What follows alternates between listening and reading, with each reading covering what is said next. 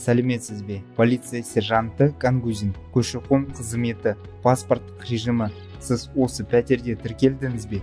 Жоқ, мен әлі тіркеуге тұрған жоқ. Себебі мен 5 күн бұрын ауылдан келдім. Мен студентпін, университетте оқимын. Содан тіркеуге тұруға мүмкіндігім болған жоқ. Бұл қиын емес. Сіз электронды үкімет порталы арқылы смартфонды қолданып тіркеуге тұра аласыз. Сіз көрсетесіз бе? Сізге онлайн қызметін алу үшін электрондық цифрлық қолтаңба алып, және электронды үкімет порталында тіркелу қажет. Мемлекеттік электрондық қызмет сапалы, қолжетімді, дереу.